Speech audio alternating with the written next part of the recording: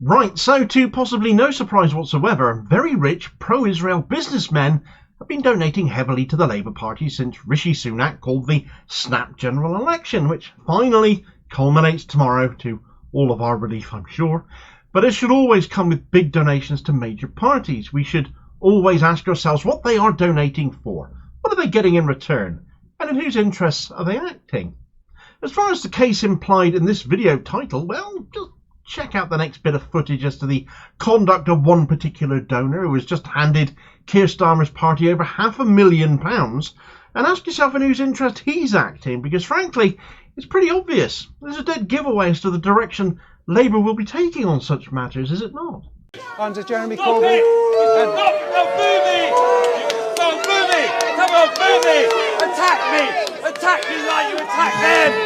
Cowards! Disgusting! You came into a country, you murdered children! This is not the time to be doing this! Not in the aftermath of what happened! Of what happened! Racist Israel! Israel's a racist state! Murdered grandparents! You're murdering people! You're ashamed of yourself! Israelis never murder anyone, do they? This past is disgusting! You're going to murder Palestine! You're going to murder individuals like you did over the weekend? So what do you mean? Oh, you're going to murder them? Disgusting! It's inhumane! It was absolutely barbaric. It's like another pogrom into gay. It should not be allowed. Go back. I'm allowed to say what I say. You're standing there, hundreds of you holding flags, and I'm on my own. You like that, don't you? Innocent people who are unable to protect themselves. Slaughter them.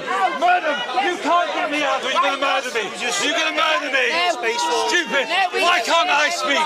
Why can't I speak when you can speak? Come on then. Come on. Why don't you have a go at one person? Right, so that was quite something, wasn't it? Boo me! Attack me! You murdered children, you murdered grandparents. This is not the time to be doing this. It's like another pogrom. It should not be allowed.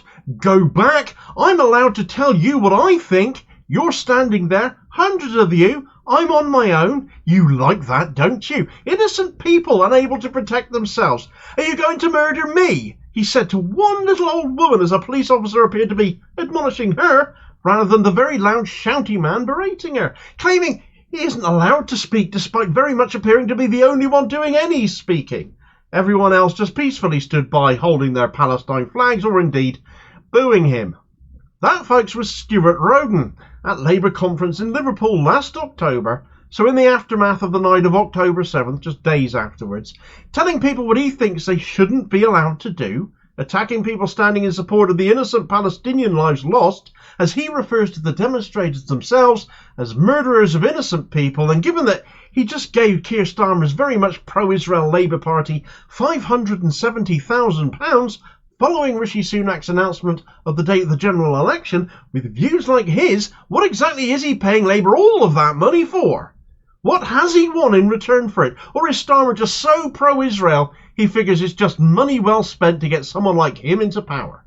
Well, goodness knows that we know Starmer won't turn down any donations or freebies of any kind, it now having come out that he's racked up something like £76,000 worth of handouts and perks. Roden might not be far wrong in such thinking, therefore, if that is indeed his thinking. But his conduct there is something else, and really does beg that question of what a Starmer-run country is going to look like if they're taking money from the likes of him. Stuart Roden is, you'll be shocked to hear, I know, very pro-Israel. He is amongst the 500 wealthiest people in the UK, and in 2018 he set up Hetz Ventures, based in Tel Aviv, with two business partners, a former Conservative Party chairman and David Cameron's tennis partner, Lord Feldman, and a London-born former IDF soldier, Israeli Special Forces soldier no less, called Judah Taub. Taub, incidentally, has served 111 days in the Israeli reserves in Gaza since October 7th, according to the excellent investigative reporting once more of Declassified UK, who have quoted him as saying that doing so was a privilege rather than a burden. What a delightful chap, I'm sure. Where people have fundraised and donated aid, where aid agencies have risked their lives trying to get supplies into Gaza to help people there, Hetz have been volunteering for the Israeli war effort with food packing, donations and farming. Roden himself was not shy about speaking to the press in the immediate aftermath of October 7th, talking of the IDF doing its best to avoid civilian casualties. He actually spoke to them on the 12th of October last year. That was after his disgraceful antics caught on film that you've just watched, saying that even if Israel does come back with an aggressive response, its priority must be to protect its borders. Well, 1,500 Gazans had already been killed by that point, and of course the death toll now sits in excess of 37,000 Gazans. So his antics in his interview frankly have not aged well. Completely unconnected, of course, Roden was vehemently anti-Jeremy Corbyn, a well-known advocate for the two-state solution, Palestinian rights. Roden celebrating the fact Starmer has changed the party, and clearly he has.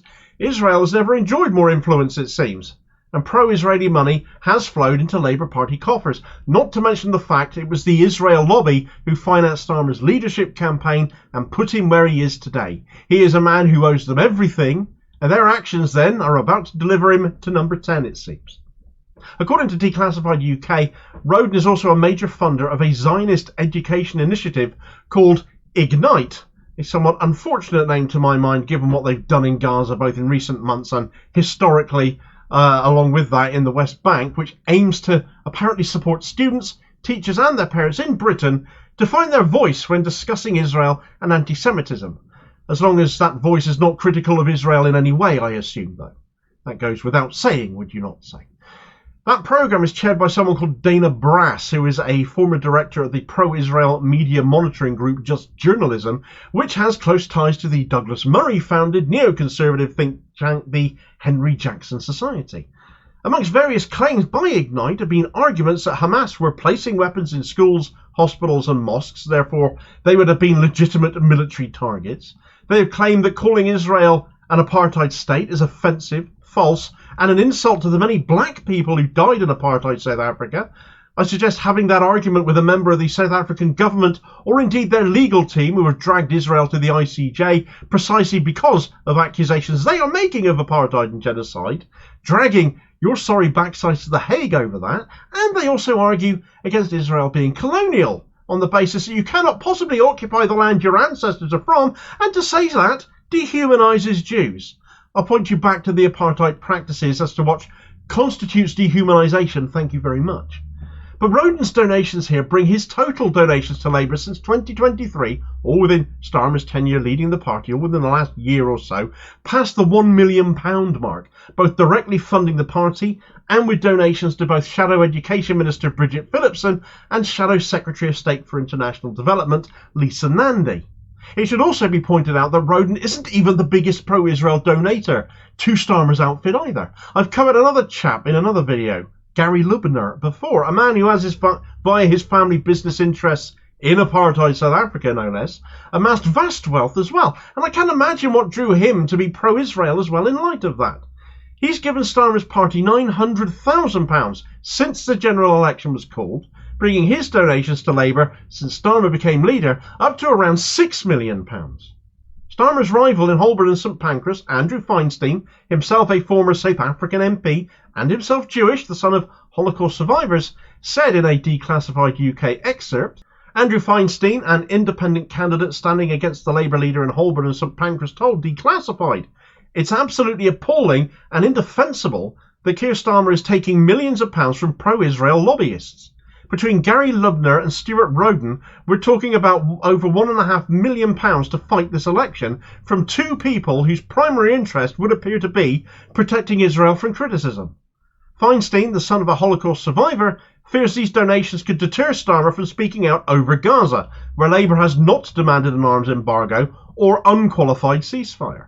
He added, "It is because of massive donations like this from incredibly wealthy individuals that today Britain has the best democracy that money can buy. It is for this reason that we must stop Keir Starmer becoming Prime Minister, and we must get money out of our politics, because our politicians represent the interests of their super-rich donors rather than their constituents." He's not wrong. What Labour stands for in power seems set to be whatever donors are prepared to pay for. That isn't a party or a government that will work in our interests at all, or even possibly in the national interest, when vested interests for another state, entirely another state, are coughing up vast sums. What are they paying for? Well, if Labour wins a majority following tomorrow's elections, I dare say we will soon find out. Meanwhile, here's a video recommendation where I covered more about Gary Lubner and his track record. His son, incidentally, is now chair of Young Labour. Amazing coincidence, that, isn't it? And I'll hopefully catch you on the next vid. Cheers, folks.